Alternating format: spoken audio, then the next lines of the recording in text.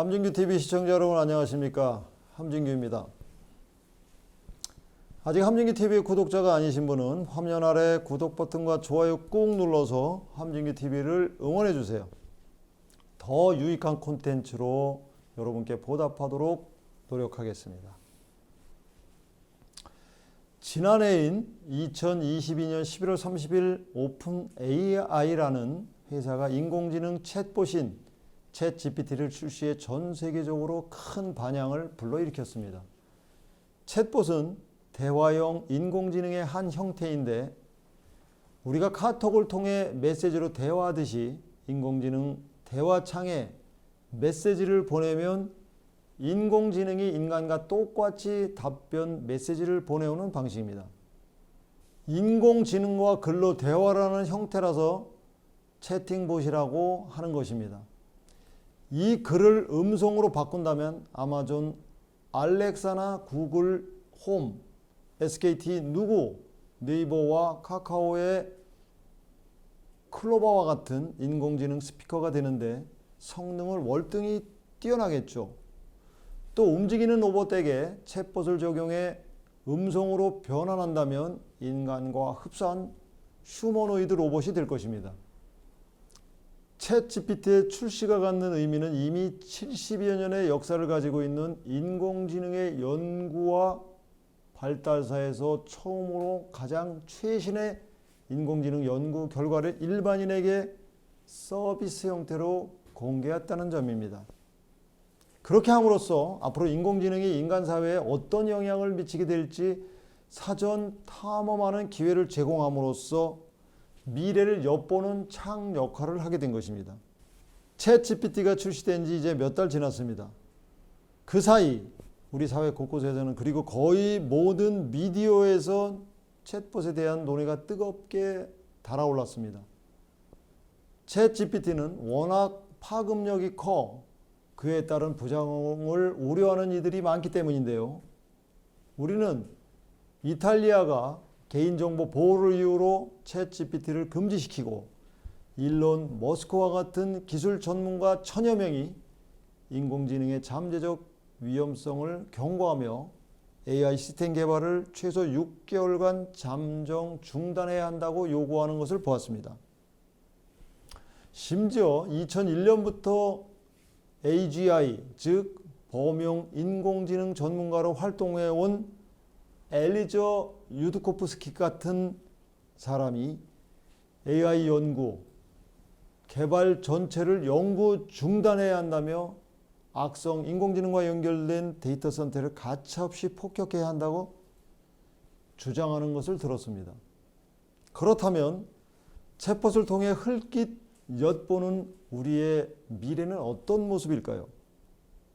인공지능은 생산성과 경제성장에 어떤 영향을 미칠까요? 모든 사람들에게 공평하게 한층 업그레이드된 자동화 시대를 열어줄까요? 아니면 우리 사회의 골칫거리인 양극화와 같은 불평등 문제를 더욱 심화시키게 될까요?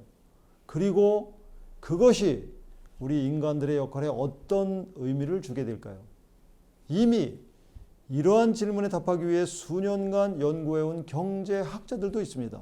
물론 전문성을 갖춘 경제학자들이라고 해서 확정적으로 답할 수 있는 단계는 아니긴 합니다. 그래도 AI가 초래할 미래 가운데 사회 경제적 측면에 대한 힌트를 얻고자 이 시간에는 시청자 여러분들과 함께 그들의 이야기를 들어볼까 합니다.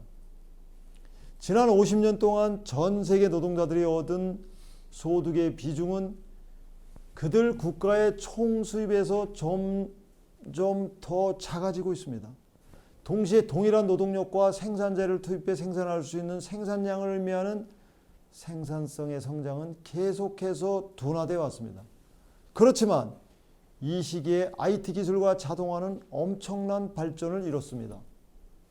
발전된 기술은 일반적으로 생산성을 증가시킵니다. 이러한 이점을 제공하지 못하는 컴퓨터 혁명은 경제학자 로버트 솔로가 주장한 생산성의 역설에 빠지게 됩니다. 솔로는 컴퓨터의 등장을 비롯한 새로운 정보 기술이 생산성 증대에 그다지 기여하는 것 같지 않다고 주장했는데요. 이러한 솔로의 지적은 정보기술의 생산성 제고 효과에 대한 근본적인 의심을 담고 있는데, 여기서 촉발된 논쟁은 인공지능으로 인해 디지털 시대의 새로운 국면에 진입하고 있는 현 시점까지 이어지고 있습니다. 인공지능이 오랜 세계의 생산성 침체에서 새로운 활력을 불어넣을 수 있을까요? 그리고 만약 그렇다면 누가 이득을 얻게 될까요? 많은 사람들이 이 질문에 대해서 궁금해합니다. 컨설팅 회사들은 대부분 AI를 경제적 만병통치약으로 그려왔지만, 정책 입안자들은 잠재적인 일자리 감소에 대해 더 우려하고 있습니다. 경제학자들은 인공지능이 가져올 미래 예측에 더욱 신중한 모습을 보이고 있습니다. 이러한 경제학자들의 태도는 AI 기술이 앞으로 어떻게 발전할지 예측하기 어렵기 때문입니다. 철도, 전기화된 운송, 삶의 모든 부분에서 컴퓨터와의 통합 등 지금까지 진행되어 온 기술적인 도약과 비교해 볼 때 인공지능의 발전 속도는 훨씬 빠릅니다. 그리고 자본도 훨씬 적게 투자합니다.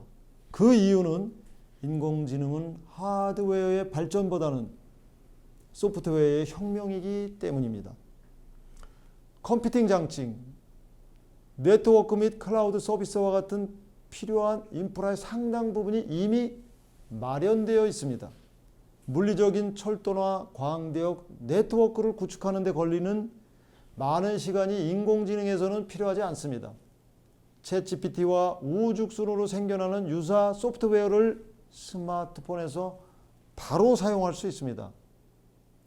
개발된 AI를 활용하는 데도 상대적으로 비용이 적게 들기 때문에 진입 장벽이 크게 낮아집니다. 이렇다 보니 인공지능이 세상에서 어느 영역에 얼마만큼의 영향을 미칠 것인지 예측하기 더 어렵습니다. AI는 교육 및 개인정보 보호에서 글로벌 무역 구조에 이르기까지 많은 분야에서 우리의 일을 하는 방식을 근본적으로 바꾸게 될 것입니다. 인공지능은 경제의 개별적인 요소뿐만 아니라 구조 자체를 바꿀 수도 있습니다. 그러한 복잡하고 급진적인 변화에 대한 적절한 모델링은 극도로 어려울 것이며 아직 아무도 그렇게 하지 않았습니다.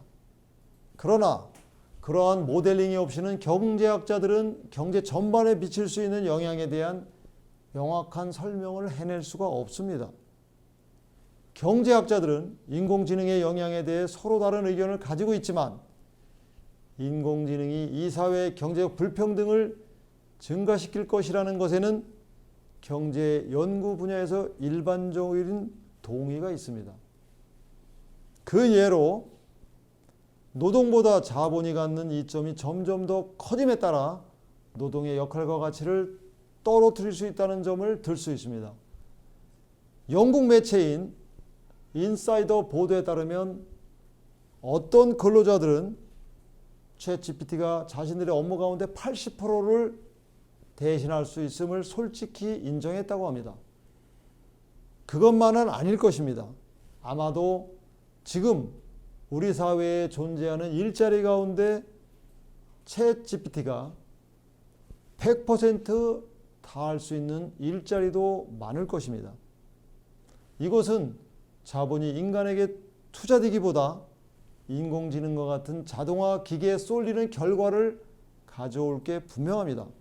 그만큼 인간의 노동력 가치가 위기에 처하게 되는 것이죠. 그렇게 되면 세금 수입이 주로 정부의 재분배 능력을 약화시키는 쪽으로 흘러갈 수도 있습니다. 현재까지 대부분의 경험적 연구는 AI 기술이 전체 고용을 감소시키지는 않을 것이라는 연구 결과를 내놓고 있습니다. 하지만 일자리 개수가 아닌 근로자들의 소득에 초점을 맞춰본다면 이 이야기가 좀 달라집니다. 비숙련 노동으로 가는 소득은 갈수록 감소될 것이므로 사회 전반에 걸쳐 불평등을 증가시킬 것입니다. 더욱이 AI로 인해 생산성 증가는 고용 재편과 무역 구조 조정을 이야기할 것이며 이는 국내에서 그리고 국가 간 불평등을 더욱 증가시키는 방향으로 나가게 될 것입니다. 결과적으로 이렇게 예견되는 불평등 문제는 AI 기술 채택되는 속도를 제어해 사회 및 경제 구조 조정 속도를 늦춤으로써 어느 정도 지연시킬 수 있을 것입니다. 그렇게 되면 인공지능이 가져올 상대적인 패자와 수혜자 사이에 부의 재분배를 위한 준비 시간을 벌 수 있습니다. 로봇공학과 인공지능이 급속도로 발전하면서 수반되게 되는 기회 불평등 문제에 대해 정부는 소득 불평등과 그 부정적인 영향을 완화할 수 있는 정책을 시행하게 될 것입니다.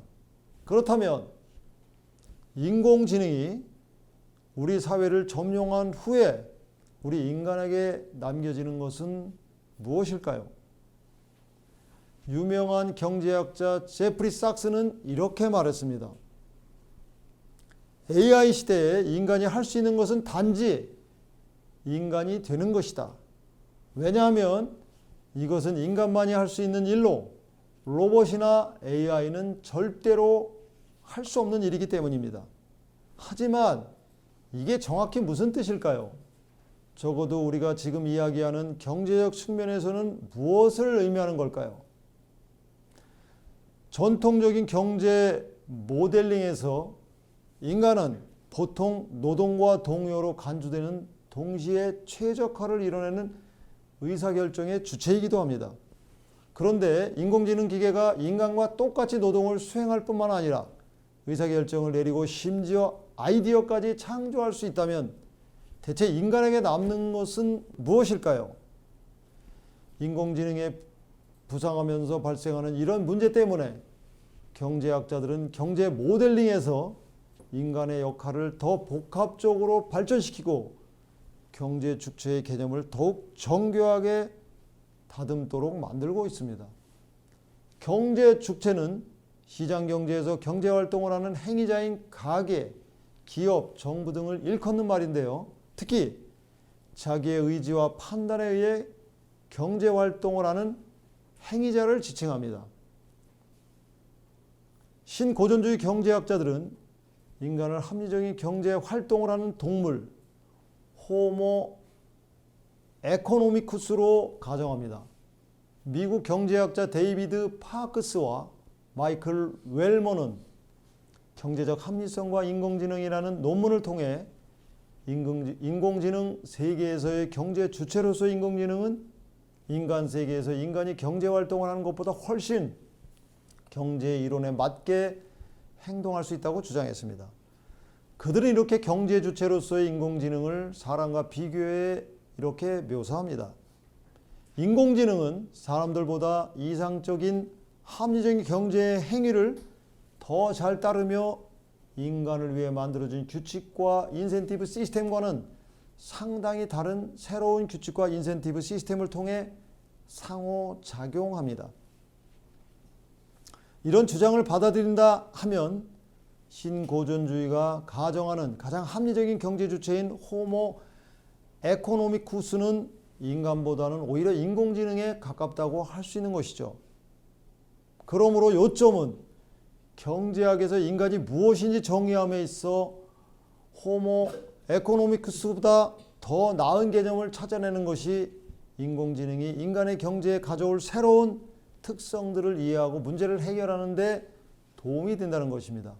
그렇지 않고는 인공지능 시대가 도래했을 때 경제적인 측면에서 인간이 설 자리는 점점 좁아들게 될 테니까요.